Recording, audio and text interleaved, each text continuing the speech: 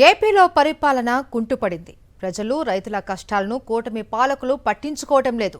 అధికార పార్టీ నేతలు అవినీతి అక్రమాలలో మునిగి తేలుతున్నారు. గిట్టుబాటు ధర లేక రైతులు రోడ్డెక్కుతూ ఉంటే మంత్రులు సింగపూర్లో షికార్లు కొడుతున్నారు. ఇలాంటి ప్రజావంచిత ప్రభుత్వాన్ని ముల్లుకరతో లేపటానికి ప్రతిపక్ష వైఎస్ఆర్ కాంగ్రెస్ పార్టీ మరో పోరుబాటకు రెడీ అయింది. ఆంధ్రప్రదేశ్లో ఎక్కడ చూసినా అత్యంత దారుణమైన పరిస్థితులే కనిపిస్తున్నాయి. తాగునీరు దొరక్క గ్రామాలకు గ్రామాలు ఖాళీ అవుతున్నాయి. ఖాళీ బిందెలతో గ్రామస్తులు రోడ్డెక్కుతున్నారు.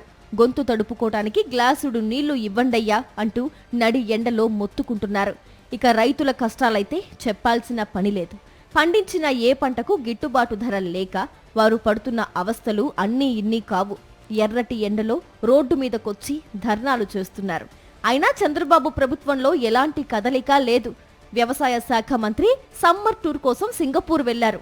రైతులను గాలికి వదిలేసి ఆయన మిగతా మంత్రులతో కలిసి సింగపూర్లో షికార్లు కొడుతున్నారు. ఇక ముఖ్యమంత్రి చంద్రబాబుకు రైతులన్నా వ్యవసాయమన్నా ఏమాత్రం ఇష్టం ఉండదు. వ్యవసాయం దండుగా అని ఏకంగా తన మనసులోని మాట పుస్తకంలోనే రాసుకున్న ఘనుడాయన. అలాంటి వ్యక్తి చేతిలో రాష్ట్రం, ప్రజలు, రైతులు బాగుపడతారని అనుకోవటం కూడా అనవసరం అని ప్రత్యర్థి రాజకీయ పార్టీలు తీవ్రంగా విమర్శిస్తున్నాయి. ఇలాంటి పరిస్థితుల్లో ప్రజా ఉద్యమాలతోనే చంద్రబాబు ప్రభుత్వాన్ని నిద్ర లేపాలని వైఎస్ఆర్ కాంగ్రెస్ పార్టీ నిర్ణయించింది. ఇప్పటికే అనేక పోరాటాలు చేసిన వైఎస్ఆర్ కాంగ్రెస్ పార్టీ అదే పోరాట పంథాను కొనసాగిస్తూ ఆయా సమస్యలపై ఎక్కడికక్కడ పోరుబాట పట్టబోతోంది. అందులో భాగంగానే గుంటూరులో మొక్కజొన్న రైతులకు మద్దతుగా పార్టీ నేతలు కలెక్టరేట్ ఎదుట ధర్నా నిర్వహించారు. కేంద్ర ప్రభుత్వం మొక్కజొన్నకు 2400 ప్రకటించగా ఏపీ మార్కెట్లో కేవలం 1600 మాత్రమే పలుకుతోంది. దీంతో రైతులు ఏ స్థాయిలో ఇబ్బందులు పడుతున్నారో తేలిగ్గానే అర్థం చేసుకోవచ్చు. ఆ నేపథ్యంలోనే ప్రభుత్వంపై ఒత్తిడి తెచ్చేందుకు రైతు విభాగం ఆధ్వర్యంలో వైఎస్ఆర్ కాంగ్రెస్ పార్టీ నేతలు గుంటూరు కలెక్టరేట్ ఎదుట పెద్ద ఎత్తున ఆందోళన నిర్వహించారు. ఇదొక్కటే కాదు, రాష్ట్రంలో ఎక్కడ ఏ సమస్య వస్తే ఆ విభాగం ఆధ్వర్యంలో వైఎస్ఆర్ కాంగ్రెస్ పార్టీ ఆందోళనలు నిర్వహించాలని ప్లాన్ చేసింది. ఇప్పటికే పార్టీకి సంబంధించి మొత్తం 30 అనుబంధ విభాగాలున్నాయి. రైతు, మహిళ, ఉద్యోగ, యువత, విద్యార్థి, ఎస్సీ ఇలాంటి విభాగాలన్నింటినీ పూర్తి స్థాయిలో యాక్టివ్ చేశారు. గ్రామ స్థాయిలో కూడా 7 విభాగాలకు సంబంధించి పూర్తి స్థాయి కమిటీలను నియమించారు.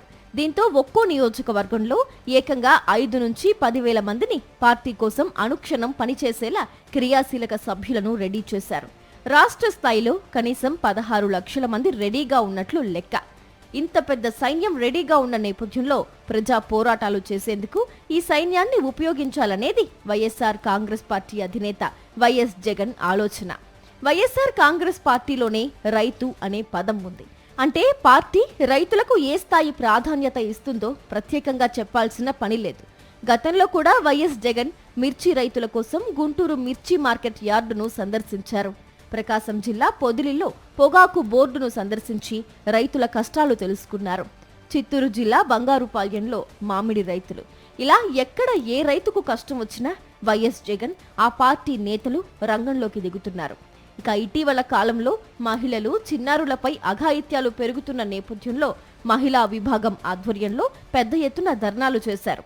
విద్యార్థులకు ఫీజు రియంబర్స్మెంట్ నిధులు విడుదల చేయకపోవడంపై విద్యార్థి విభాగం ఆధ్వర్యంలో ధర్నాలు, ఉద్యోగ సమస్యలపై ఆందోళనలు, దళితులపై దాడుల నేపథ్యంలో ఎస్సీ విభాగం ధర్నాలు, ఇలా చెప్పుకుంటూ పోతే ప్రతి విభాగం ఆధ్వర్యంలోనూ ప్రజా పోరాటాలు నిర్వహించారు.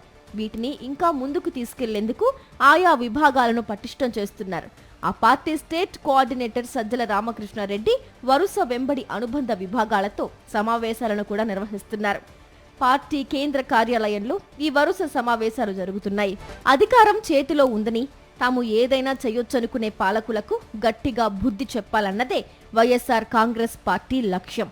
ప్రజలను గాలికొదిలేసి తమ ఇష్టానుసారం రెడ్ బుక్ అరాచకం అమలు చేస్తామంటే సహించేది లేదని పార్టీ తేల్చి చెబుతోంది.